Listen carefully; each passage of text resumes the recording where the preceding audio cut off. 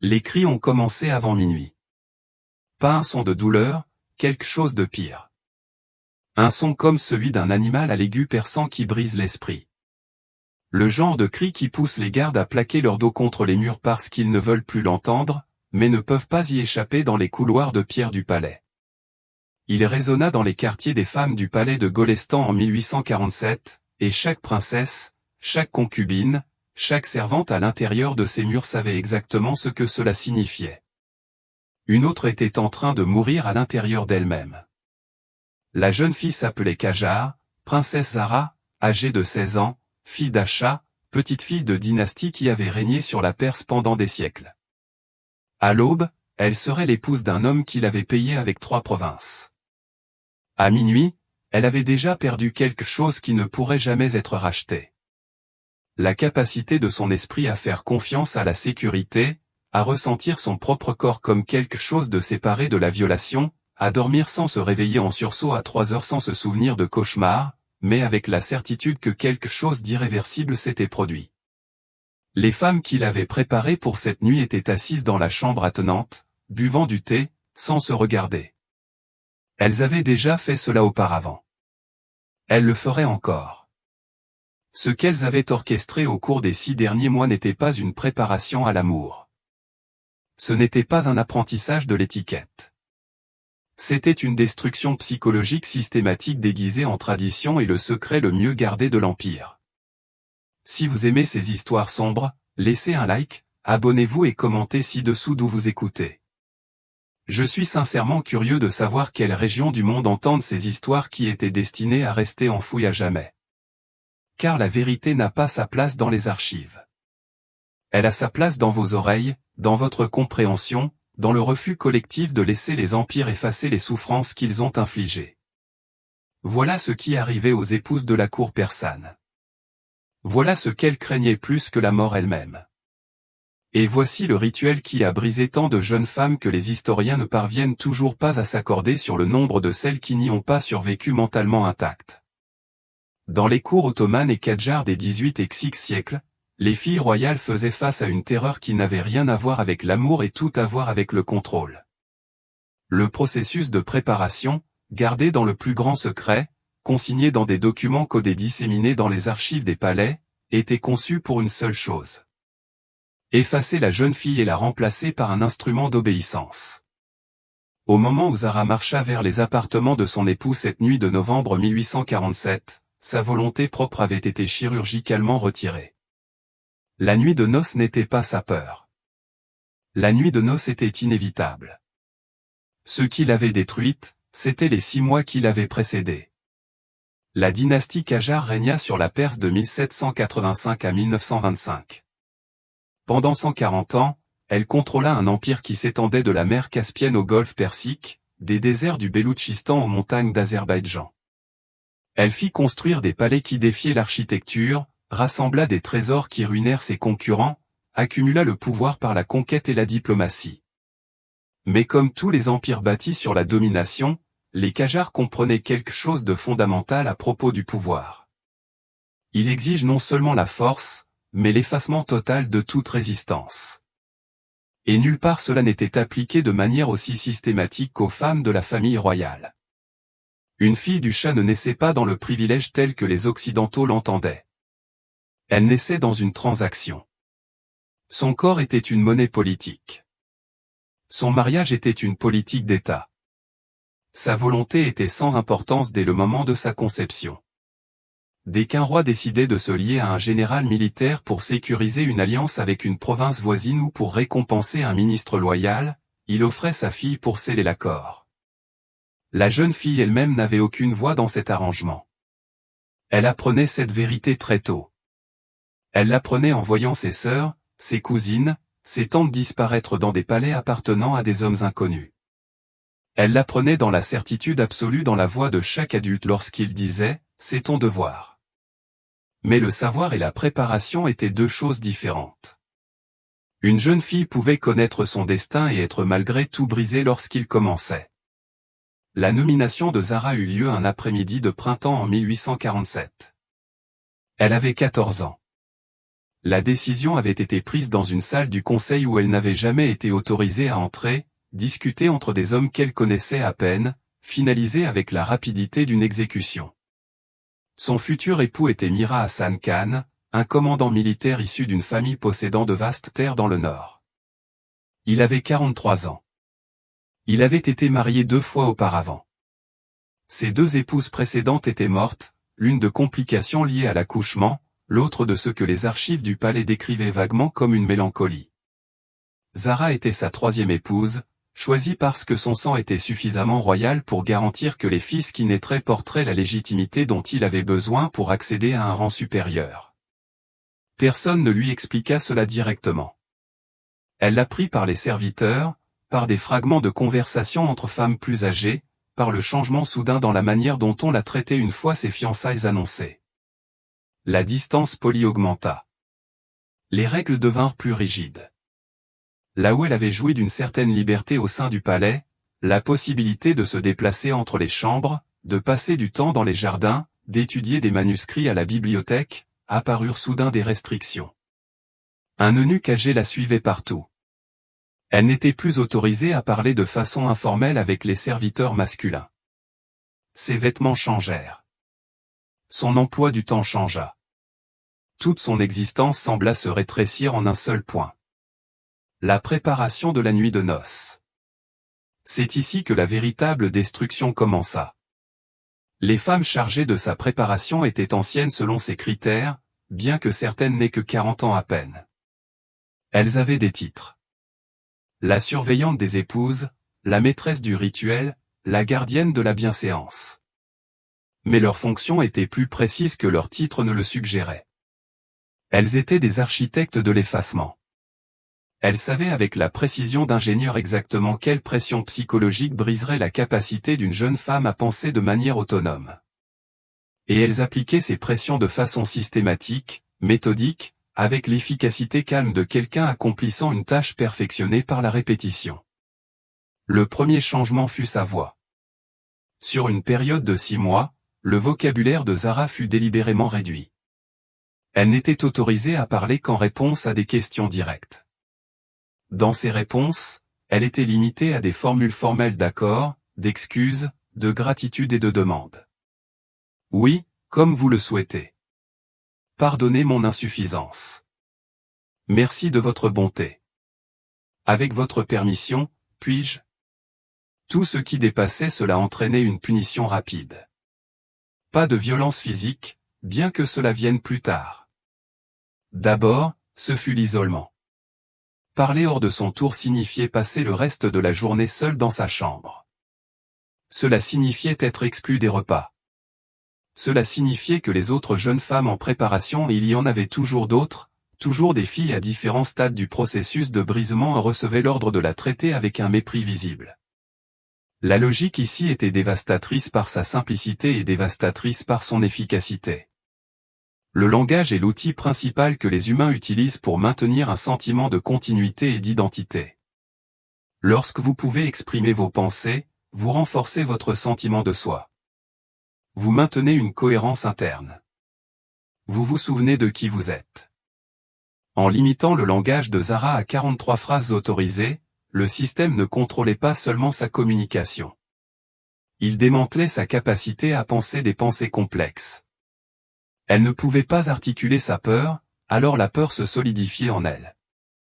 Elle ne pouvait pas exprimer sa confusion, alors la confusion devenait son état de base.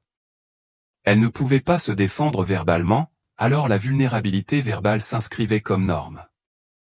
Les autres jeunes femmes formées à ses côtés, elles furent 7 à différents moments au cours des 6 mois de préparation de Zara, devinrent un élément crucial du système. Paradoxalement, leur présence rendait tout pire. Elles étaient sa seule source potentielle de réconfort, d'expérience partagée, de quelqu'un qui pourrait comprendre ce qu'elle endurait, et pourtant elles avaient été soigneusement placées contre elle. Lorsqu'une des filles transgressait les règles de parole, elle n'était pas seulement punie, elle était blâmée par les autres, à qui l'on avait dit que la non-conformité d'une seule fille menaçait l'ensemble de leur préparation. Cela créa une dynamique perverse dans laquelle les jeunes femmes étaient contraintes de se surveiller mutuellement, de se percevoir non comme des alliés, mais comme des menaces. Zara vit une fille nommée Saria tenter de réconforter une autre fille qui faisait manifestement une attaque de panique. Les deux furent immédiatement isolés. On dit à Saria qu'elle compromettait le conditionnement nécessaire de l'autre fille. On dit à l'autre fille que la compassion de Saria était une faiblesse. Le lendemain, elle n'était presque plus disposée à se regarder. Zara apprit la leçon parfaitement. La connexion était dangereuse. Les autres personnes ne pouvaient pas être dignes de confiance. La seule réponse sûre était l'obéissance et la distance. La psychologie était parfaite. Dans un palais où elle n'avait aucune famille proche, où chaque adulte avait reçu l'ordre de maintenir une distance formelle, où ses seules compagnes étaient d'autres jeunes filles terrorisées, l'exclusion sociale devint une forme d'anéantissement psychologique. En quelques semaines, elle cessa de parler volontairement. Elle répondait quand on l'exigeait, sinon le silence. Son esprit remplissait ce silence de récits de plus en plus sombres. Elle commença à interpréter chaque regard des femmes plus âgées comme un jugement. Elle entendait les instructions et les commentaires anodins. Elle devint hypervigilante, scrutant chaque interaction à la recherche de preuves qu'elle échouait à une épreuve invisible. Puis, elle s'en prit à son corps. L'entraînement au mouvement ne ressemblait à rien de ce qu'elle avait jamais connu. Ses préceptrices avant les fiançailles lui avaient appris à se mouvoir avec grâce, à entrer dans une pièce avec élégance, à se tenir avec la dignité appropriée à son rang. C'était quelque chose d'entièrement différent. C'était la destruction systématique de sa capacité à se mouvoir avec confiance ou autonomie. C'était le conditionnement délibéré de son être physique afin d'exprimer une soumission permanente. Elle devait passer 3 heures chaque matin à pratiquer ce que les femmes plus âgées appelaient les 8 mouvements de soumission. Ce n'étaient pas de simples gestes. Chacun était chorégraphié avec une précision obsessionnelle. Chacun était conçu pour exprimer un type spécifique de subordination. La révérence de salut, où les yeux doivent s'abaisser avant que le torse ne s'incline. La révérence de service, où l'on descend d'une position de pouvoir vers une position de réception. La révérence de retrait, où l'on recule sans jamais tourner le dos. Une impossibilité physique qui exigeait des corrections constantes, des échecs constants, une humiliation constante. L'angle de son cou devait être exact, incliné vers le bas à précisément 30 degrés en présence de l'autorité, pas 35 degrés, ce qui aurait été trop soumis et aurait suggéré de la faiblesse, pas 25 degrés, ce qui aurait été insuffisamment déférent, exactement 30 degrés. Ses mains ne pouvaient jamais s'élever au-dessus de son cœur. Ses pas devaient être petits, prudents, incertains, pas plus longs que son propre pied à chaque enjambée. On lui apprenait à se déplacer de manière à la rendre physiquement plus petite, moins menaçante, moins susceptible d'occuper de l'espace. L'objectif était d'entraîner son corps à exprimer la subordination au niveau neurologique, afin qu'au moment où elle entrerait en présence de son mari, son corps adopte automatiquement une posture de soumission avant même que son esprit conscient ne puisse enregistrer ce qui se produisait. Heure après heure, elle répétait ses mouvements. Ses muscles la faisaient souffrir, son esprit s'engourdissait. Les gestes répétitifs créaient une sorte d'état de transe qui était peut-être intentionnel, peut-être simplement la conséquence naturelle de répéter les mêmes mouvements jusqu'à ce qu'ils deviennent automatiques. Les femmes plus âgées restaient debout à observer avec la patience de personnes qui accomplissaient un travail qu'elles maîtrisaient parfaitement, corrigeant parfois son positionnement par des paroles acerbes ou par des ajustements physiques de ses membres. « Ta colonne est trop droite », grognait Zanab en poussant le dos de Zara vers le bas, la forçant à adopter une posture plus voûtée. « Tu n'es pas encore assez brisée. » Encore une fois, Mariam tournait autour d'elle comme si elle évaluait du bétail. « Tes yeux sont trop directs. Regarde en bas. Toujours en bas. Que essaies-tu de faire? Le défier? Veux-tu détruire ce mariage avant même qu'il ne commence? » D'autres corrections étaient associées à une humiliation explicite. Lorsque le pas de Zara était trop assuré, suggérant peut-être qu'un petit fragment de sa propre volonté était encore intact. On la forçait à répéter le mouvement tandis que toutes les autres filles étaient appelées à regarder. Regardez cela, annonçait Zab. Voilà ce qui arrive lorsqu'une épouse oublie sa place. Voilà le mouvement de quelqu'un de trop fier pour comprendre la soumission. Nous devrons répéter cet entraînement jusqu'à ce qu'elle apprenne l'humilité. Le poids psychologique d'être constamment observée, constamment corrigée, constamment informée qu'elle échouait à une épreuve invisible s'accumulait jour après jour. Zara commença à percevoir son propre corps comme une trahison. Ses muscles ne maintenaient pas la position correcte. Son cou ne s'inclinait pas comme il fallait. Ses yeux ne se baissaient pas avec suffisamment de conviction. Elle échouait à la seule chose sur laquelle elle était désormais autorisée à se concentrer, l'expression physique de sa propre indignité. Ce qu'elle apprenait au niveau musculaire le plus profond, c'était la grammaire physique de l'impuissance. Le corps, s'il est entraîné de manière suffisamment répétitive, intériorise les messages qu'on le force à exécuter. Les études sur les survivants de traumatismes montrent que le corps se souvient de la contrainte d'une manière que l'esprit tente parfois d'oublier. Les muscles développent des schémas de tension, de retrait. Le système nerveux autonome apprend à entrer dans des états de soumission en entraînant son corps à se mouvoir de ces façons spécifiques. Le système n'enseignait pas seulement comment se comporter. Il la réécrivait littéralement au niveau neurologique. Au bout de 6 mois, son corps avait intégré un message complet. Tu ne te contrôles pas. Tes mouvements ne t'appartiennent pas. Ton espace est emprunté. Et pire encore, ce message était si profondément ancré qu'il devenait automatique. Elle pouvait être seule dans sa chambre et se surprendre à bouger de ses manières petites et soumises. Elle se prenait à incliner la tête même lorsque personne ne la regardait. Son corps devenait son ennemi, exprimant la subjugation même lorsqu'elle ne la choisissait pas consciemment. Le démantèlement psychologique avançait en parallèle du conditionnement physique. Les femmes introduisirent un concept qu'elles appelaient les épreuves. Cela était présenté comme une préparation aux attentes de son mari, mais sa véritable fonction était d'installer une terreur absolue afin de créer un état permanent d'hypervigilance, garantissant que même dans les moments de sécurité supposés, le système nerveux de Zara déclencherait une alarme. Les épreuves consistaient en des scénarios élaborés dans lesquels des femmes plus âgées jouaient des rôles. Elles mettaient en scène des situations que Zara était censée affronter lors de sa nuit de noces et au-delà. Une femme plus âgée, généralement la maîtresse sévère et froide nommée Zanab, qui semblait éprouver un véritable plaisir à ce travail, se plaçait dans le rôle du mari. Mais Zanab ne jouait pas un mari bienveillant ou raisonnable. Elle le jouait comme capricieusement cruel, imprévisiblement colérique, impossible à satisfaire. Zara recevait l'ordre de s'approcher, de saluer correctement, d'exécuter des gestes de déférence et d'obéissance. Elle faisait tout exactement comme on le lui avait enseigné, puis, sans aucune variation dans sa prestation qui puisse le justifier, sans aucune raison logique, la simulation devenait cruelle. Le visage de Zanab se durcissait. Sa voix devenait glaciale. « Tu as fait ça de travers », grondait Zanab. « J'ai vu des paysannes avec plus de grâce. Ton futur mari sera tellement mécontent qu'il pourrait te rejeter. Que feras-tu alors ? Retourner dans ta famille dans la honte. C'est le genre de chose qui finit par. » Et ici, elle faisait une pause, laissant l'imagination de Zara achever la menace. « Ou alors tu es trop lente, trop stupide, trop maladroite.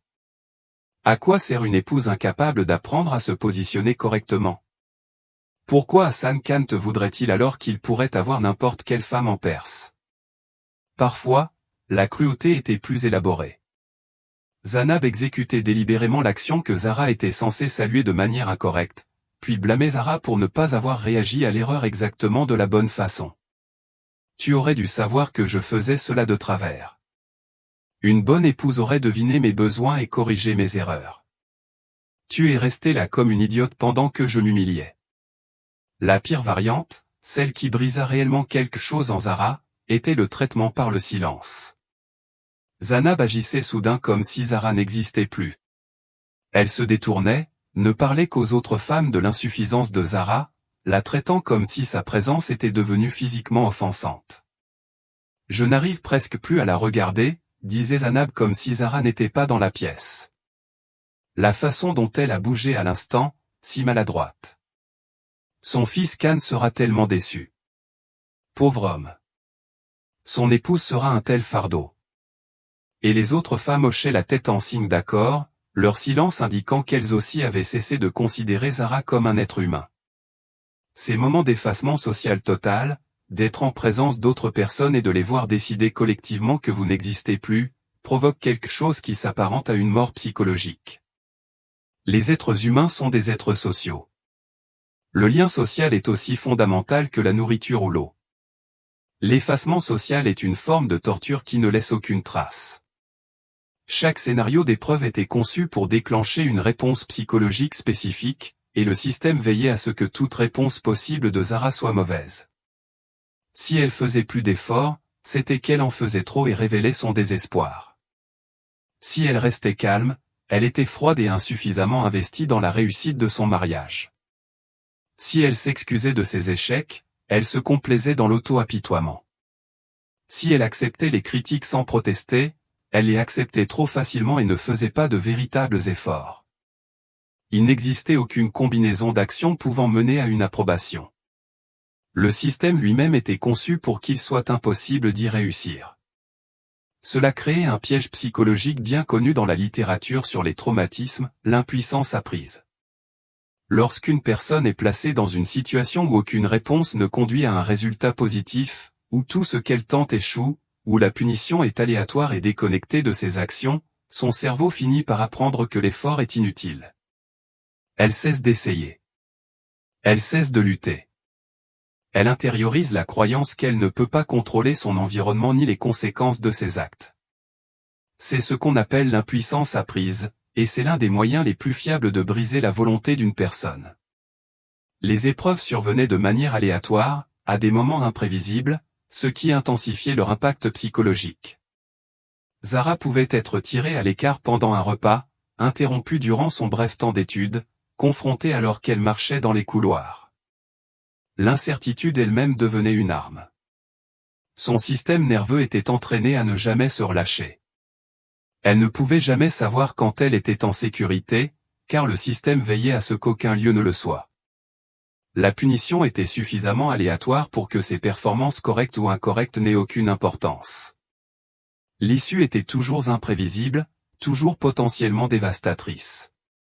Elle apprit à exister dans un état de terreur de basse intensité, un état de vigilance permanente, où son rythme cardiaque était toujours légèrement accéléré, où ses muscles étaient toujours légèrement tendus, où une partie de son esprit scrutait sans cesse la prochaine menace. Au 3e mois de préparation, son corps s'était adapté à cet état et elle cessa de dormir normalement. Elle restait éveillée des heures durant, l'esprit envahi de scénarios, de peurs, de suppositions. Lorsqu'elle dormait enfin, son sommeil était agité, fragmenté par des cauchemars dont elle ne gardait aucun souvenir au réveil, mais dont le résidu émotionnel, une terreur pure, une onde pure persistait toute la journée suivante. Elle se réveillait à 3 heures du matin en état de panique, le cœur battant si vite qu'elle pensait qu'il allait exploser, la respiration haletante, le corps entier trempé de sueur. Elle n'avait aucun souvenir précis de ce qui avait déclenché la crise. Aucun rêve ni pensée identifiable ne la précédait. C'était simplement son système nerveux qui déclenchait une alarme, faisant exactement ce pourquoi il avait été entraîné. Son corps était désormais une menace pour lui-même. Les femmes plus âgées remarquèrent cette privation de sommeil et ces crises de panique, et les louèrent comme des signes de progrès. Elle commence à comprendre, se disait-elle dans des conversations que Zara pouvait entendre mais qu'elle n'avait pas le droit d'interrompre. Elle développe l'anxiété appropriée, la peur appropriée. Hassan Khan la trouvera très facile à gérer. Le manque de sommeil devint lui-même une autre arme. La privation de sommeil est reconnue comme une forme de torture. Elle dégrade les fonctions cognitives, altère la régulation émotionnelle, intensifie l'anxiété et crée un état de fragilité psychologique où la victime est beaucoup plus vulnérable à la suggestion et à la contrainte. En privant Zara de sommeil par cet état de terreur permanente induite, le système démantelait encore davantage sa résilience cognitive et émotionnelle. Puis vint la composante médicale, et la fragmentation finale de Zara s'accéléra. Chaque semaine, elle était examinée par un médecin âgé nommé le docteur Murza Bahram, qui avait servi le palais pendant 30 ans et avait examiné probablement une centaine de jeunes femmes se préparant au mariage. Ces examens étaient menés avec une précision clinique et une intrusivité absolue, ce type de détachement rigoureux qui naît de la répétition, du fait de traiter des êtres humains comme des objets à évaluer et à consigner. Il vérifiait l'absence de défauts physiques pouvant la rendre impropre en tant qu'épouse. Il testait sa souplesse, poussant parfois ses membres au-delà de leur amplitude normale, provoquant de petites douleurs qu'elle devait supporter sans se plaindre. Il prenait des mesures de son corps, sa taille, l'envergure de ses bras, la circonférence de ses hanches, la taille de sa poitrine. Des mesures consignées dans des dossiers médicaux qui existent encore dans les archives du palais, et qui sont profondément troublantes à lire, car elles quantifient un être humain exactement comme on quantifierait du bétail destiné à la reproduction. Il l'examinait de manière qui violait toutes les limites qui lui restaient, de manière qui rendait absolument clair que son corps ne lui appartenait plus. Il appartenait à l'État, à son futur mari, aux hommes qui avaient décidé de sa valeur sur la base de sa capacité reproductive. Les examens comprenaient des examens internes censés vérifier sa préparation au mariage, bien que la nature exacte de ces examens restât floue et délibérément dissimulée derrière un langage médical qui obscurcissait plus qu'il ne révélait. Le pire dans ces examens était leur caractère aléatoire et imprévisible. Zara était conduite dans la salle d'examen à différents moments de la journée. Parfois après avoir mangé, parfois à jeûne, parfois le matin, parfois le soir. Des serviteurs différents l'assistaient. Des pièces différentes étaient utilisées. Cette incohérence l'empêchait de se préparer mentalement, d'instaurer une quelconque routine ou rituel qui aurait pu l'aider à supporter ce qui se produisait. Chaque examen ressemblait à une nouvelle violation.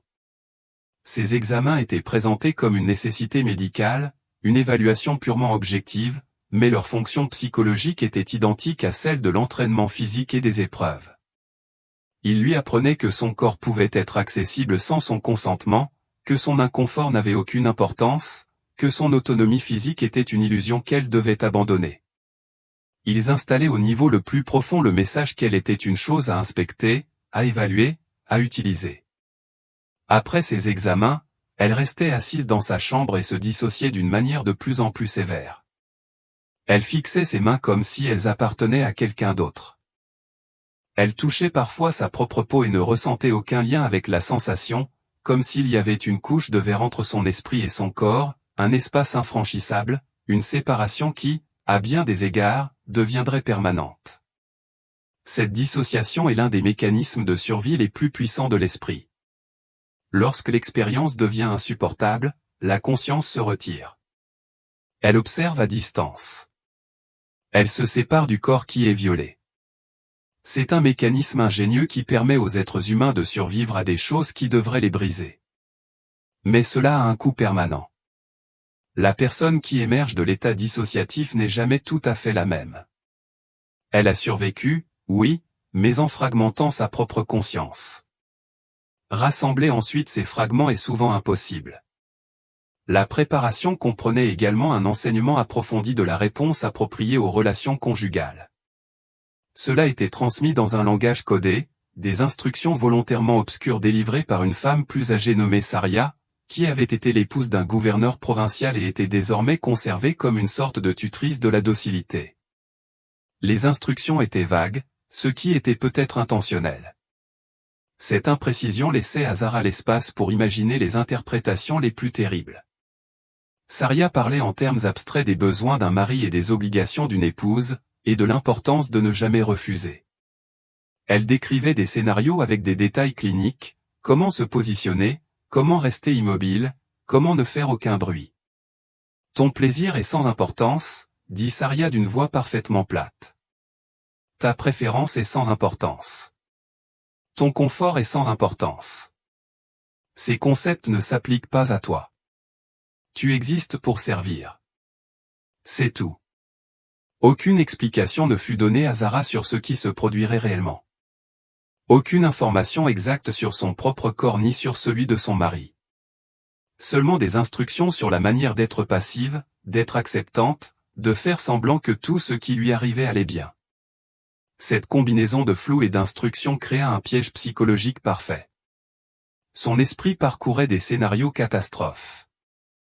La peur générée par son imagination était probablement pire que toute réalité possible. Et les femmes plus âgées le savaient. Elles encourageaient cette peur. Elle l'alimentait par leurs avertissements cryptiques sur ce qui arrive lorsqu'une épouse n'est pas préparée. Au 5e mois, Zara commença à éprouver ce que la psychologie moderne identifierait comme une dépersonnalisation. Il lui arrivait de se regarder agir depuis l'extérieur de son corps, de s'observer traverser ses journées comme si elle était un personnage de fiction plutôt qu'une personne vivante. Elle entendait sa propre voix, ses phrases formelles soigneusement restreintes, comme si quelqu'un d'autre parlait. L'effondrement survint durant la dernière semaine précédant son mariage. Elle fut conduite dans une chambre privée et on lui montra une série d'objets qu'elle n'avait jamais vus auparavant.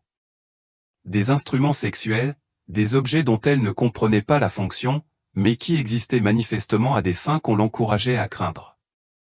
La femme plus âgée qui présentait ces objets, c'était encore Zinab, cette maîtresse froide de la dévastation psychologique, les décrivit sans la moindre inflexion émotionnelle, livrant des faits d'une voix semblable à celle d'un catalogue. Ton mari pourrait souhaiter utiliser ces objets. Tu ne t'y opposeras pas. Tu ne résisteras pas. Tu ne ressentiras pas la douleur, parce que tu auras appris à ne plus rien ressentir. Zara sentit quelque chose se briser en elle durant cette conversation. Pas de manière métaphorique. Il y eut une véritable sensation de fracture interne, un instant où elle sentit la capacité de son esprit à se protéger simplement s'éteindre. Elle commença à faire des crises de panique. Elle survenait sans avertissement. Son cœur s'emballait à une vitesse qui lui faisait croire qu'elle allait mourir. Sa respiration devenait haletante. Sa vision se brouillait. Le médecin fut appelé. Il lui administra un sédatif, une préparation opioïde qui serait donnée régulièrement à partir de ce moment-là. Les sédatifs l'engourdissaient, la rendaient moins capable de ressentir la terreur, mais aussi moins capable de ressentir quoi que ce soit. Elle existait dans un brouillard, traversant les derniers jours de sa préparation dans une docilité stupide que les femmes plus âgées interprétaient comme un succès. Le jour de son mariage arriva un matin de novembre, lorsque le ciel était gris et que le vent portait la promesse de l'hiver. Elle fut habillée par des servantes. Elle travaillait avec efficacité, sans lui parler, traitant son corps comme un objet à envelopper et à préparer. La robe de mariage était d'une beauté extraordinaire. De la soie blanche brodée de fils d'or, si lourde qu'elle peinait à tenir debout. Ses cheveux furent arrangés en une coiffure élaborée qui demanda 4 heures. Son visage fut peint avec des cosmétiques qui lui donnaient l'apparence d'une poupée de porcelaine, belle et sans vie. On lui donna des bijoux ayant appartenu à des épouses précédentes, y compris certains qui avaient appartenu à la seconde épouse de Hassan Khan, celle qui était morte de mélancolie. Personne ne lui mentionna ce lien, mais elle l'apprit par les serviteurs. Tout, dans sa préparation ce jour-là, semblait conçu pour murmurer le message, « Tu es jetable. Tu es remplaçable. Ce qui t'arrive importe moins que ce que tu représentes. » La cérémonie elle-même fut, par chance, brève.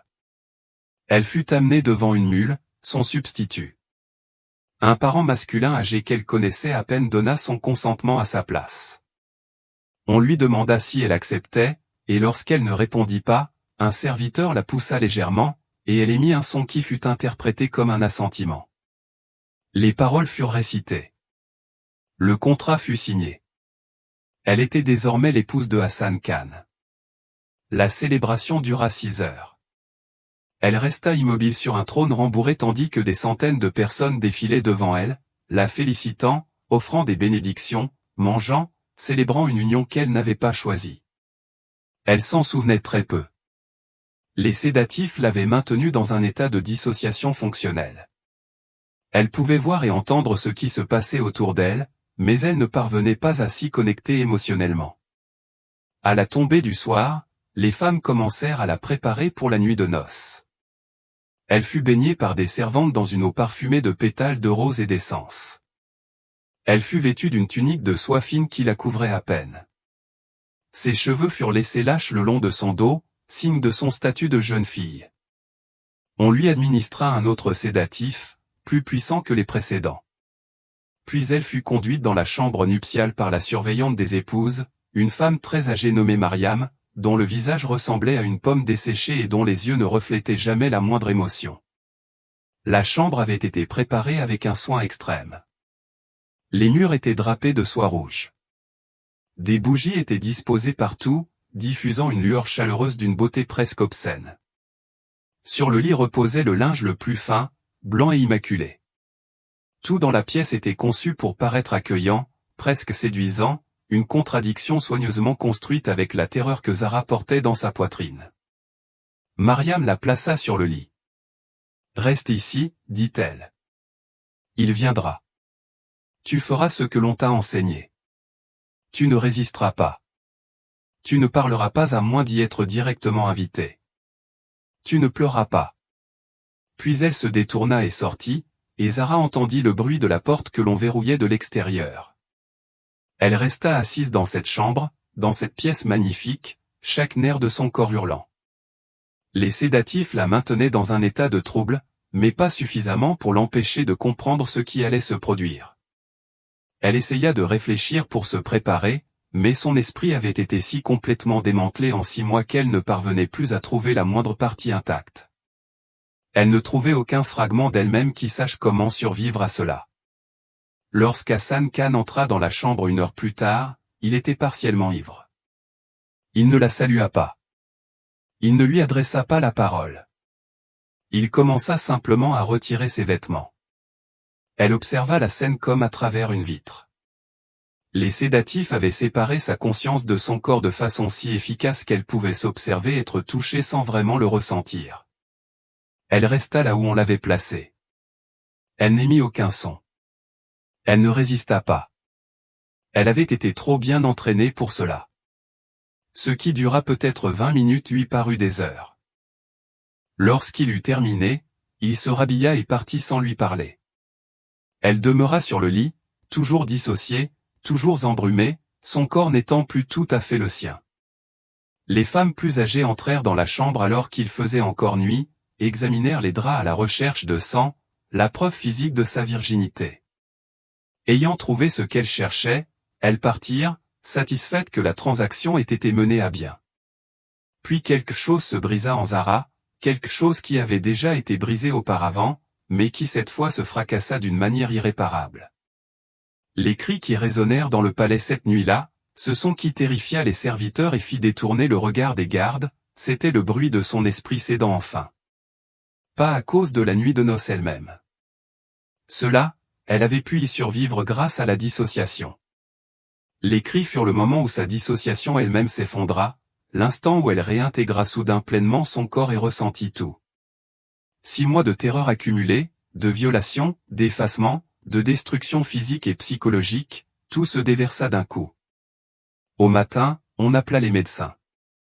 Ils administrèrent de fortes doses de sédatifs.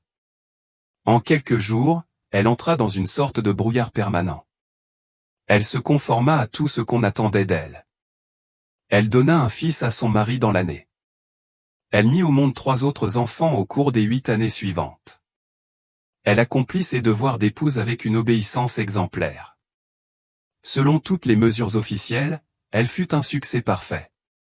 Mais la jeune fille qui aimait autrefois lire de la poésie, qui possédait un esprit assez vif pour comprendre des textes philosophiques complexes, qui posait des questions qui stupéfiaient ses précepteurs, cette jeune fille avait disparu. À sa place se trouvait une femme qui traversait la vie comme un fantôme, qui ne répondait que lorsqu'on lui parlait, qui semblait n'être que partiellement présente même lorsqu'elle regardait quelqu'un droit dans les yeux. Elle vécut encore 37 ans. Elle mourut à 53 ans, la cause officielle étant enregistrée comme une maladie de dépérissement, bien que les médecins du palais notassent dans une correspondance privée qu'elle semblait simplement avoir renoncé, comme si son corps, après avoir absorbé tant de traumatismes, avait décidé que l'existence était devenue trop épuisante pour continuer. Ce qui arriva à Zara n'était pas unique. Tout au long du siècle et demi de règne Kadjar, ce même rituel se répéta. Des dizaines de filles royales subirent une variante de ce processus. Les protocoles de préparation variaient légèrement selon l'âge de la mariée et le statut de son futur époux, mais le principe fondamental restait identique. Briser la volonté de la jeune fille, effacer son autonomie, installer la soumission au niveau neurologique, puis la livrer à son mari comme un instrument parfaitement docile. Nous connaissons les noms de beaucoup de ces femmes, et leurs histoires suivent des schémas prévisibles. Il y eut la princesse Ashraf, mariée à 15 ans en 1823, dont le journal personnel, découvert dans les archives du palais en 2003, documente une écriture de plus en plus incohérente et son effondrement psychologique progressif durant la préparation. Au 4e mois, ses notes deviennent fragmentées, sautant entre des phrases disjointes, plus moi-même, toujours observé. Je ne me souviens plus pourquoi je bouge ainsi. Quand mon corps a-t-il cessé de m'appartenir? Au 6e mois, les entrées cessent complètement. La princesse Fatima, mariée en 1856, aurait tenté de se cacher dans les jardins du palais pour éviter la chambre de son mari la nuit de ses noces. Elle fut retrouvée après plusieurs heures dans un état de catatonie totale. Les dossiers médicaux la décrivent comme ne réagissant à aucun stimulus, pupille fixe, signes vitaux à peine détectables. Elle se rétablit partiellement au cours des semaines suivantes, mais ne fut plus jamais la même, ne retrouva jamais pleinement un engagement conscient avec le monde. La princesse Nosra, mariée en 1841, est décrite dans une correspondance entre sa sœur aînée et une tante de confiance comme ayant perdu toute capacité de pensée indépendante après sa préparation. La lettre décrit Nosra se déplaçant dans le palais comme une poupée manipulée par des fils invisibles, ne parlant que lorsqu'on s'adressait à elle, semblant inconsciente de son environnement. Ces cas n'étaient pas rares. Ils constituaient la norme. La préparation était conçue pour produire exactement ce résultat. L'Empire ne brisait pas accidentellement ces femmes. Il les brisait systématiquement, intentionnellement. Et la régularité avec laquelle cela fonctionnait suggère que les opérateurs du système comprenaient exactement ce qu'ils faisaient au niveau neurologique et psychologique. Les archives historiques de cette période sont lacunaires à certains égards, mais d'un détail troublant à d'autres. Les Qadjars, contrairement aux Ottomans, ont laissé moins de documents officiels sur les pratiques de leur palais. Mais ce qui subsiste, dans des lettres éparses, dans les journaux codés de médecins, dans des témoignages fragmentaires consignés par des parentes, dans des lettres de sœur à sœur décrivant ce qu'elles ont vu, dans les récits ultérieurs de femmes âgées dictant leurs expériences à des chercheurs, ce qui subsiste raconte une histoire profondément cohérente.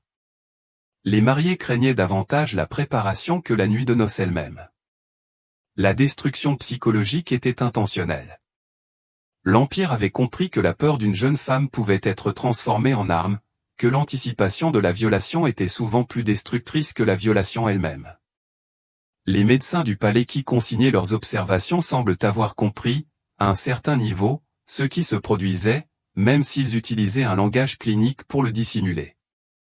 Le journal d'un médecin datant de 1834 décrit une mariée 4 semaines après le début de sa préparation en des termes qui, traduits du langage médical persan formel, signifient « la patiente présente des signes d'effondrement psychologique systématique, de dissociation, d'anxiété persistante, de privation de sommeil, de diminution de l'autorégulation autonome adaptée à sa fonction prévue ».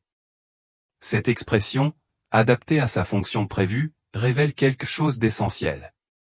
Les médecins ne cherchaient pas à soigner ces femmes.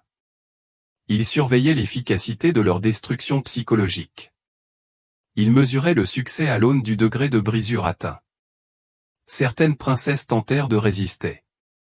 Il existe des récits épars de jeunes filles qui refusèrent de coopérer à leur préparation, qui parlèrent lorsqu'elles n'y étaient pas autorisées, qui tentèrent de préserver un fragment de leur autonomie face à un système conçu pour l'effacer entièrement.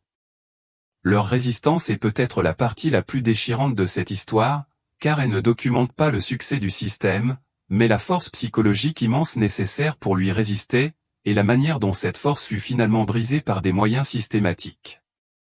Une princesse dont le nom n'apparaît dans les documents conservés que sous la forme de « Su » aurait refusé d'exécuter les 8 mouvements de soumission, affirmant qu'une telle dégradation physique était incompatible avec la dignité royale. Elle ne fut pas battue. Elle essaya de réfléchir pour se préparer, mais son esprit avait été si complètement démantelé au cours de 6 mois qu'elle ne parvenait plus à trouver la moindre partie intacte. Elle ne trouvait aucune part d'elle-même qui sache comment survivre à cela. Lorsqu'Hassan Khan entra dans la chambre 1 heure plus tard, il était partiellement ivre. Il ne la salua pas. Il ne lui parla pas. Il commença simplement à retirer ses vêtements. Elle observa la scène comme si elle se trouvait derrière une vitre. Les sédatifs avaient séparé sa conscience de son corps avec une telle efficacité qu'elle pouvait s'observer être touchée sans réellement le ressentir. Elle resta allongée là où on l'avait placée. Elle n'émit aucun son. Elle ne résista pas. Elle avait été trop bien entraînée pour cela. Ce qui dura peut-être 20 minutes lui sembla des heures. Lorsqu'il eut terminé, il se rhabilla et partit sans lui adresser un mot. Elle demeura sur le lit, toujours dissociée, toujours embrumée, son corps n'étant plus tout à fait le sien. Les femmes plus âgées entrèrent dans la chambre alors qu'il faisait encore nuit, elles examinèrent les draps à la recherche de traces de sang, la preuve physique de sa virginité. Ayant trouvé ce qu'elles cherchaient, elles partirent, satisfaites que la transaction ait été menée à bien. Et alors quelque chose se brisa en Zara, quelque chose qui avait déjà été brisé, mais qui se fracassa cette fois d'une manière qui laissait toute réparation impossible. Les cris qui résonnèrent dans le palais cette nuit-là, ce son qui terrifia les serviteurs et fit détourner le regard des gardes, c'était le bruit de son esprit cédant enfin, non pas à la nuit de noces elle-même. À cela, elle avait pu survivre grâce à la dissociation. Les cris furent le moment où sa dissociation elle-même échoua, l'instant où elle réintégra soudain pleinement son corps et ressentit tout. 6 mois de terreur accumulée, de violation, d'effacement, de destruction physique et psychologique de tout ce qu'elle était, se déversèrent d'un seul coup. Au matin, les médecins furent appelés. Ils administrèrent de fortes doses de sédatifs. En quelques jours, elle entra dans une sorte de brouillard permanent. Elle se conforma à tout ce qu'on lui demanda. Elle donna un fils à son mari dans l'année. Elle mit au monde 3 autres enfants au cours des 8 années suivantes. Elle accomplit ses devoirs d'épouse avec une obéissance exemplaire. Selon toutes les mesures officielles, elle fut un succès parfait. Mais la jeune fille qui aimait autrefois lire de la poésie, qui possédait un esprit assez vif pour comprendre des textes philosophiques complexes, qui posait des questions qui stupéfiaient ses précepteurs, cette jeune fille avait disparu. À sa place se trouvait une femme qui avançait dans la vie comme un fantôme, qui ne répondait que lorsqu'on s'adressait à elle, qui semblait n'être que partiellement présente même lorsqu'elle regardait quelqu'un droit dans les yeux. Elle vécut encore 37 années. Elle mourut à 53 ans, la cause officielle étant enregistrée comme une maladie de dépérissement, bien que les médecins du palais notassent dans une correspondance privée qu'elle semblait simplement avoir renoncé, comme si son corps, après avoir absorbé tant de traumatismes, avait finalement décidé que l'existence était trop épuisante pour continuer. Ce qui arriva à Zara n'était pas unique. Tout au long du siècle et demi de règne Kadjar, ce même rituel se répéta. Des dizaines de filles royales subirent une variante de ce processus. Les protocoles de préparation variaient légèrement selon l'âge de la mariée et le statut de son futur époux, mais le principe fondamental demeurait identique. Briser la volonté de la jeune fille, effacer son autonomie, installer la soumission au niveau neurologique, puis la livrer à son mari comme un instrument parfaitement docile. Nous connaissons les noms de beaucoup de ces femmes, et leurs histoires suivent des schémas prévisibles. Il y eut la princesse Ashraf, mariée à l'âge de 15 ans en 1823, dont le journal personnel, découvert dans les archives du palais en 2003, documente une écriture de plus en plus incohérente et son effondrement psychologique progressif durant la préparation.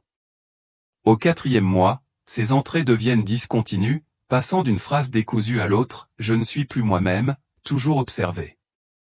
Je ne me souviens plus pourquoi je bouge ainsi.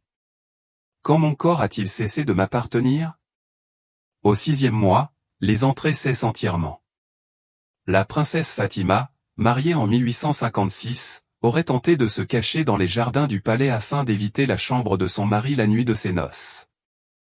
Elle fut retrouvée après plusieurs heures dans un état de catatonie totale. Les dossiers médicaux la décrivent comme ne réagissant à aucun stimulus, pupille fixe, signes vitaux à peine détectables. Elle se rétablit partiellement au cours des semaines suivantes, mais ne fut jamais plus la même, ne retrouva jamais pleinement un engagement conscient avec le monde. La princesse Nosra, mariée en 1841, est mentionnée dans une correspondance entre sa sœur aînée et une tante de confiance comme ayant perdu toute capacité de pensée indépendante après sa préparation. La lettre décrit Nosra se déplaçant dans le palais comme une poupée manipulée par des fils invisibles, ne parlant que lorsqu'on lui adressait la parole, semblant inconsciente de son environnement. Ces cas n'étaient pas rares. Ils constituaient la norme. La préparation était conçue pour produire exactement ce résultat. L'Empire ne brisait pas ces femmes par accident. Il les brisait systématiquement, intentionnellement. Et la régularité avec laquelle cela fonctionnait suggère que les opérateurs du système comprenaient parfaitement ce qu'ils faisaient au niveau neurologique et psychologique. Les archives historiques de cette période sont lacunaires à certains égards, mais d'un détail inquiétant à d'autres. Les Kadjars, contrairement aux Ottomans, ont laissé moins de documents officiels sur les pratiques de leur palais. Mais ce qui subsiste dans des lettres éparses, dans les journaux codés de médecins, dans les témoignages fragmentaires consignés par des membres féminins de la famille, dans des lettres de sœur à sœur décrivant ce qu'elles ont vu, dans les récits ultérieurs de femmes âgées dictant leurs expériences à des chercheurs, racontent une histoire profondément cohérente. Les mariés craignaient davantage la préparation que la nuit de noces elle-même. La destruction psychologique était intentionnelle. L'Empire avait compris que la peur d'une jeune femme pouvait être transformée en arme, que l'anticipation de la violation était souvent plus destructrice que la violation elle-même. Les médecins du palais qui consignaient leurs observations semblent avoir compris, à un certain niveau, ce qui se produisait, même s'ils utilisaient un langage clinique pour le dissimuler.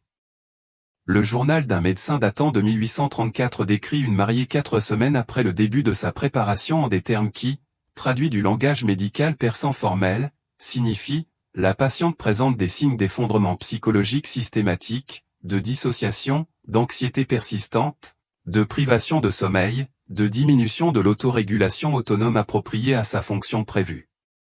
Cette expression à approprier à sa fonction prévue révèle quelque chose de crucial. Les médecins ne cherchaient pas à soigner ces femmes. Ils surveillaient l'efficacité de leur destruction psychologique.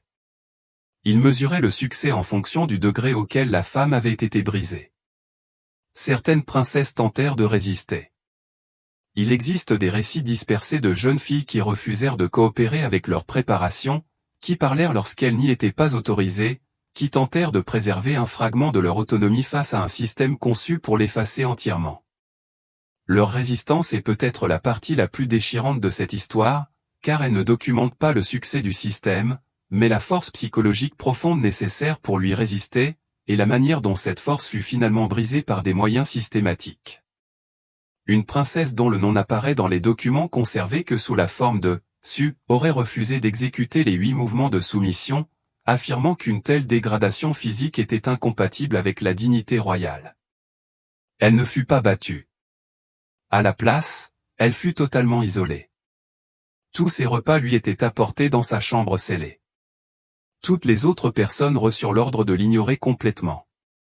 Les serviteurs ne devaient pas la regarder, ne pas lui parler, ni reconnaître son existence d'aucune manière. Elle existait dans un état de mort sociale totale tout en étant encore physiquement en vie. Après 3 semaines de ce traitement, elle commença à exécuter les mouvements à la perfection. Lorsqu'on lui demanda pourquoi elle coopérait soudainement, elle aurait répondu « parce que je n'existe plus ». On ne peut pas refuser quand on est un fantôme. Une autre jeune fille, la princesse Mariam, tenta de se lier d'amitié avec une servante qui lui avait témoigné de la gentillesse. Toutes deux furent immédiatement séparées. On dit à Mariam que la servante était morte. Qu'il s'agisse d'un fait réel ou d'une manipulation psychologique délibérée reste incertain dans les archives historiques, mais l'effet fut clair. Mariam apprit que toute tentative de lien entraînait la destruction de ce lien. Elle ne tenta plus jamais de nouer la moindre relation. Une troisième princesse, dont la préparation eut lieu en 1867, aurait tenté de cacher des livres dans sa chambre. Elle avait été intellectuelle avant ses fiançailles, aimait la littérature et la philosophie, et cherchait à préserver cette part d'elle-même. Les livres furent découverts et brûlés devant elle.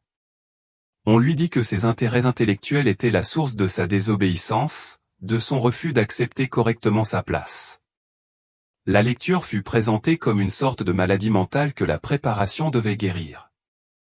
Après cela, elle ne lut plus jamais. Une princesse aurait été maintenue dans une chambre verrouillée pendant 17 ans après sa nuit de noces, après être devenue ce que les archives du palais décrivent comme ingérable à la suite de ce qui semble avoir été une rupture psychotique complète. Nous ignorons ce qu'il advint d'elle. nous ne disposons d'aucun document sur sa vie par la suite. Elle disparut des archives, ce qui, d'une certaine manière, fut peut-être une forme de miséricorde. Cela signifiait qu'elle n'avait plus à jouer le rôle d'épouse docile. Mais cela signifiait aussi qu'elle fut perdue pour l'histoire. Sa souffrance fut totalement effacée. L'Empire justifia ce système par de multiples couches de récits, chacune conçue pour masquer ce qui se produisait réellement. On le présentait comme nécessaire à la stabilité sociale. Les épouses royales devaient être absolument obéissantes, sans quoi elles risquaient de déstabiliser les structures politiques que leur mariage était censé garantir. On le décrivait comme protecteur. C'était, disait-on, le seul moyen d'éviter qu'une jeune fille ne soit détruite par le choc de la féminité, par la perte soudaine de protection liée au départ du foyer familial. On le qualifiait de traditionnel, simplement comme la manière dont les choses avaient toujours été faites, comme si le précédent historique justifiait d'anéantir systématiquement l'esprit de jeune femme. Aucune de ces justifications ne résiste à l'examen. Elles étaient et sont des rationalisations offertes par des personnes qui avaient commis, ou s'apprêtaient à commettre, des violences immenses. C'étaient des façons de détourner le regard, de prétendre que la torture psychologique délibérée était autre chose, quelque chose de plus acceptable, quelque chose que l'on pouvait désigner par un langage euphémisant et donc rendre invisible. Les femmes qui administraient ce système, les surveillantes des épouses, les maîtresses du rituel, les gardiennes de la bienséance n'étaient pas des monstres au sens conventionnel. La plupart avaient elles-mêmes subi cette préparation des décennies auparavant. Elles y avaient survécu en intériorisant la logique, en se convainquant que ce qui leur était arrivé était normal, nécessaire, voire protecteur. En devenant les administratrices du traumatisme plutôt que ses victimes, elles trouvèrent un moyen de maintenir l'illusion qu'elles possédaient du pouvoir et une forme d'autonomie. La vérité, qu'elles n'auraient sans doute pas pu formuler mais qu'elles comprenaient à un certain niveau, était qu'elles reproduisaient les systèmes qui les avaient elles-mêmes victimisées, transmettant la destruction à la génération suivante, et perpétuant ainsi leur propre traumatisme originel. Comprendre la préparation des épouses Kadjar n'est pas un exercice visant à se sentir moralement supérieur au passé ou à se féliciter du chemin parcouru. C'est un exercice de reconnaissance de schémas qui sont encore actifs, encore dangereux, encore destructeurs aujourd'hui. La différence, c'est qu'à présent, nous disposons du langage pour décrire ce qui se passe. Nous pouvons l'identifier. Nous pouvons le nommer. Nous pouvons désigner des systèmes qui utilisent ces techniques et dire, ceci est de la torture psychologique. Ceci est un contrôle coercitif. Ceci est inacceptable. Et cet acte de nomination est la première étape pour refuser que cela se reproduise, pour construire des systèmes et des communautés dans lesquelles ce type de destruction est immédiatement reconnu et stoppé. La technique Kadjar de destruction de l'autonomie par des moyens purement psychologiques est devenue un modèle pour un siècle d'abus. Ces mécanismes ont été étudiés, adoptés et affinés par des services de renseignement menant des interrogatoires. Ils ont été repris par des cultes conçus pour briser les recrues. Ils ont été perfectionnés dans des laboratoires de psychologie étudiant le contrôle coercitif. Ils sont aujourd'hui utilisés dans des relations intimes, dans des familles abusives, dans des régimes autoritaires. Le savoir accumulé par les Kadjar, la compréhension de la manière dont on pouvait détruire totalement la volonté d'un être humain sans laisser de traces, a quitté le palais. Il s'est diffusé. Il s'est multiplié. Il est devenu un plan directeur du contrôle. Voilà pourquoi cette histoire compte. Voilà pourquoi nous devons savoir ce qui est arrivé à Zara et à toutes les autres princesses. Non comme un vestige d'un passé lointain, mais comme la reconnaissance de techniques qui n'ont jamais réellement cessé d'être utilisées, comme un avertissement sur ce dont les systèmes sont capables lorsqu'ils décident que briser un être humain est une politique acceptable. Zara mourut en 1884, à l'âge de 53 ans, sa mort à peine remarquée par le palais ou par les historiens ultérieurs. Une brève mention dans les archives du palais. L'épouse de Hassan Khan est décédée après une longue maladie. Elle a donné naissance à 4 enfants, tous survivants. Son tombeau fut construit conformément à la coutume. C'était tout. La jeune femme brillante qui aimait étudier et lire de la poésie, qui posait des questions profondes sur l'astronomie et l'histoire, qui remplissait des journaux d'observation, de croquis et d'idées. Cette femme fut remplacée par un fantôme qui traversa le monde dans une docilité dissociée pendant près de 4 décennies. Ses enfants réussirent selon les critères impériaux. Son fils aîné devint un fonctionnaire gouvernemental d'une certaine importance. Ses filles épousèrent d'autres responsables et perpétuèrent le cycle. Son mari prit finalement 2 autres épouses et eut également des enfants avec elles. Selon les indicateurs que l'Empire utilisait pour mesurer le succès, le mariage avait été un triomphe. Il avait parfaitement rempli son objectif politique. Il avait produit des héritiers. Il avait lié plus étroitement Hassan Khan au trône. Il avait accompli tout ce qu'il était censé accomplir. Mais dans les décennies qui suivirent sa mort, des femmes qu'il avait connues, ses sœurs, ses cousines, des servantes âgées ayant travaillé au palais et évoquaient parfois la tragédie de son histoire auprès de personnes de confiance. Pas la tragédie d'avoir été mariée pour des raisons politiques. Elle vivait dans un monde où cela était considéré comme normal, comme inévitable, comme le prix à payer pour être née femme et royale. La tragédie qu'elles exprimaient était tout autre. Quelque chose de fondamental était mort en Zara, disait-elle, bien avant que son corps ne cesse de fonctionner. Elle se souvenait de la jeune fille qu'elle avait été avant la préparation. Elle parlait à voix basse, avec précaution, de la différence radicale qui s'était opérée, de sa présence avant et de son absence après, comme si quelqu'un avait pratiqué une sorte de chirurgie interne sur sa conscience, retirant les parties qui faisaient d'elle une personne et ne laissant que celles qui la rendaient utile. Elle comprenait, sans disposer du vocabulaire permettant de l'exprimer en termes psychologiques modernes, que quelque chose de systématique lui avait été fait. Quelque chose de délibérément conçu. Quelque chose qui n'avait rien à voir avec l'amour, la tradition ou même la préparation pratique au mariage. Quelque chose qui avait tout à voir avec le pouvoir. Le pouvoir de prendre un être humain et de le remodeler entièrement. D'effacer celle qu'elle était et de construire quelqu'un de nouveau à sa place. De le faire si complètement que même elle ne pouvait plus vraiment se souvenir de la version originelle d'elle-même. Il fallut attendre les historiens de la fin du XX siècle pour donner une structure et des preuves à cette compréhension intuitive. Il fallut le travail minutieux d'assembler des documents épars, les entretiens attentifs avec des survivantes et des descendants de survivantes, la confrontation avec les connaissances contemporaines en psychologie du traumatisme, pour confirmer ce que certains avaient toujours pressenti à un certain niveau. La préparation des épouses chez les Qadjars n'était pas une conséquence malheureuse du patriarcat. Ce n'était pas un effet secondaire triste des pratiques matrimoniales traditionnelles. C'était le pouvoir patriarcal opérant à son efficacité maximale, pénétrant l'esprit des jeunes femmes et démantelant systématiquement leur capacité à penser de manière autonome, avec une précision telle que la destruction en devenait presque invisible. L'Empire comprenait la psychologie avant qu'elle n'ait un nom. Les opérateurs du palais comprenaient ce que nous appelons aujourd'hui l'impuissance apprise, la dissociation, le contrôle coercitif, le traumatisme psychologique. Ils le comprenaient non par une éducation formelle ou une étude théorique, mais par l'application pratique, par des générations d'essais et d'erreurs, par l'observation de ce qui fonctionnait et de ce qui ne fonctionnait pas, par le raffinement de techniques produisant l'état psychologique recherché. Ce savoir accumulé par la destruction systématique de dizaines de jeunes femmes ne fut jamais consigné dans un endroit où il aurait pu être étudié ou enseigné formellement. Il se transmit de femme à femme, des femmes âgées qui administraient la préparation aux plus jeunes qui deviendraient à leur tour administratrices. C'était une tradition orale au sens le plus sombre, un transfert de savoir qui perpétuait la souffrance. Il fallut attendre les historiens de la fin du XX siècle pour donner à cette compréhension une structure et des preuves. Il fallut reconstituer des documents dispersés, interroger des survivantes, croiser ces données avec la compréhension psychologique du traumatisme pour confirmer ce que certains avaient toujours pressenti. La préparation des épouses chez les Qadjars n'était pas une conséquence malheureuse du patriarcat.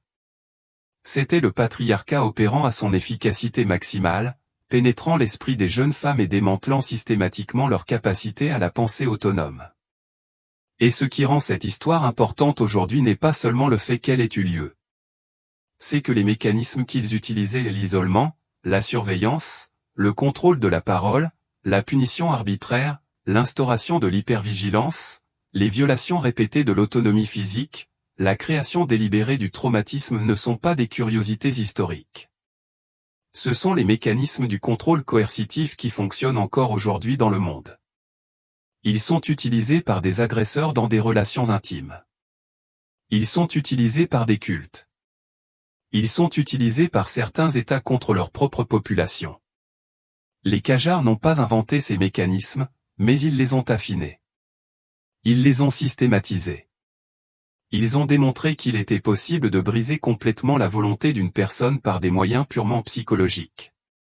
Ce qui rend cette histoire importante aujourd'hui, ce n'est pas seulement qu'elle a eu lieu. C'est la nature même des mécanismes employés. L'isolement, la surveillance, le contrôle de la parole, la punition arbitraire, l'instauration de l'hypervigilance, les violations répétées de l'autonomie physique, la création délibérée du traumatisme.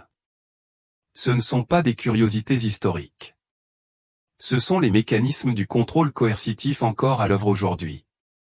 Ils sont utilisés par des agresseurs dans des relations intimes. Ils sont utilisés par des cultes pour briser les nouveaux membres. Ils sont utilisés par certains États contre leur propre population. Ils sont utilisés dans la guerre psychologique. Les Qajars n'ont pas inventé ces mécanismes. Ils n'ont pas créé le contrôle coercitif ni le traumatisme psychologique comme instrument de pouvoir. Mais ils les ont affinés.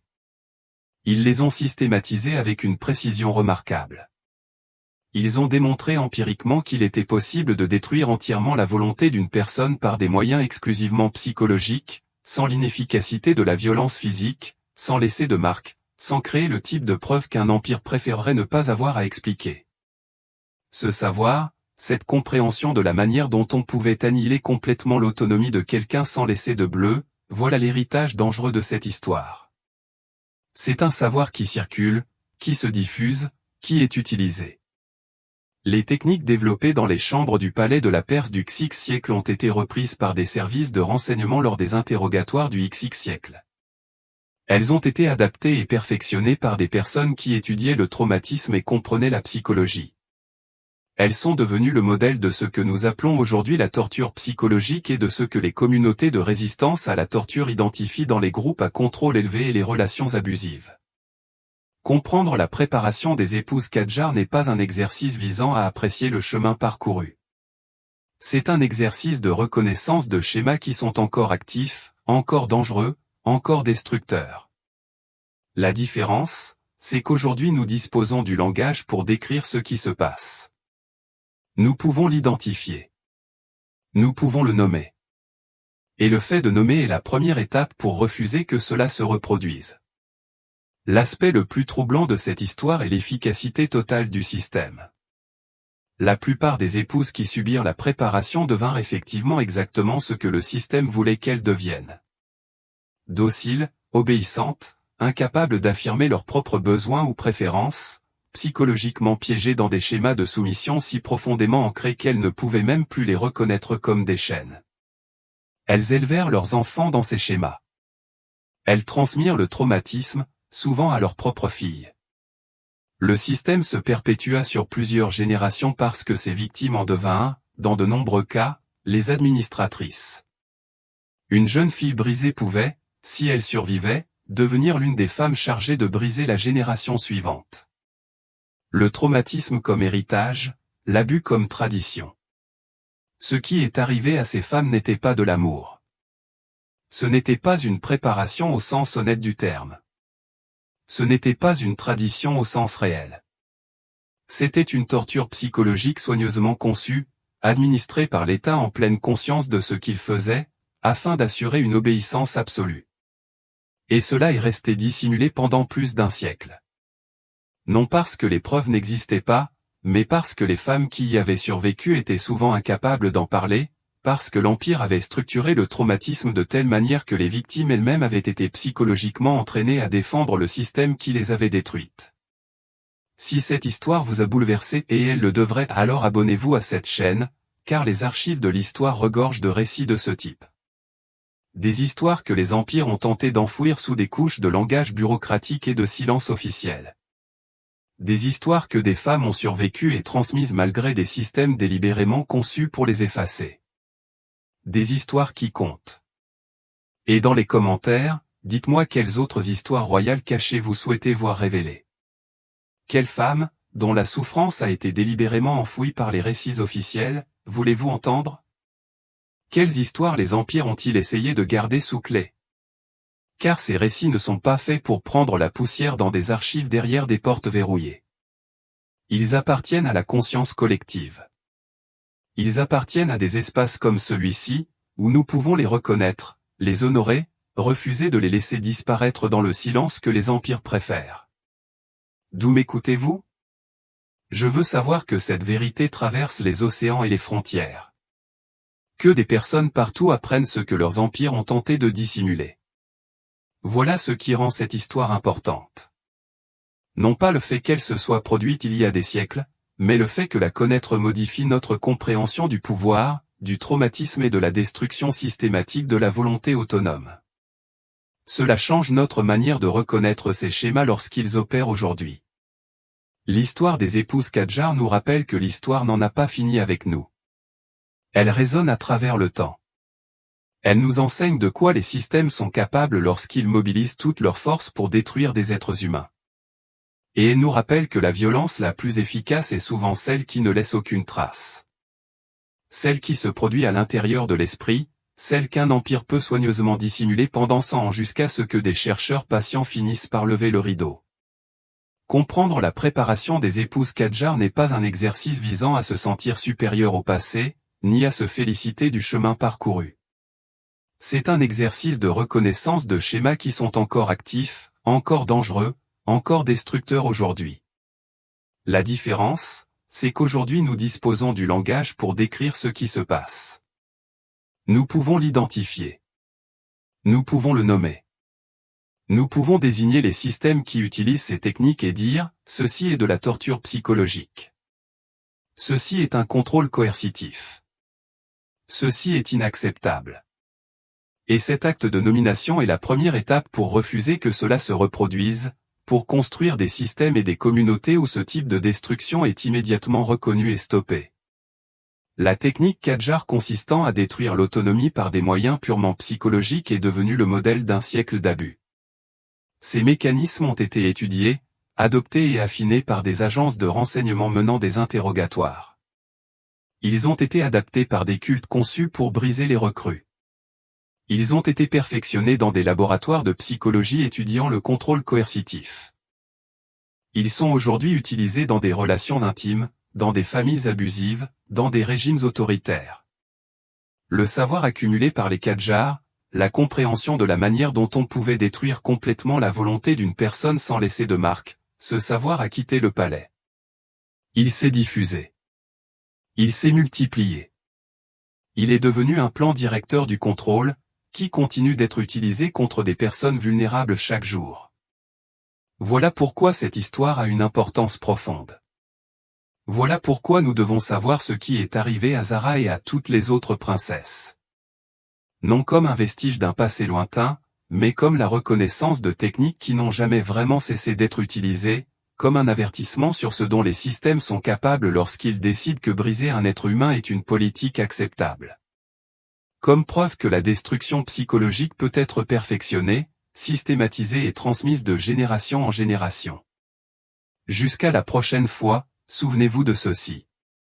Le récit officiel est rarement le véritable récit. L'histoire enseignée à l'école a été éditée pour le confort, simplifiée pour être facilement consommée, dépouillée de la complexité et de l'horreur qui la rendent réelle. Ce que nous faisons ici, c'est lire la version non censurée, celle que les empires ne voulaient pas voir écrite. Et c'est là que commence la véritable compréhension. Non dans des récits confortables, mais dans des vérités difficiles qui remettent en cause tout ce que nous pensions savoir sur le pouvoir, la tradition et la résilience humaine.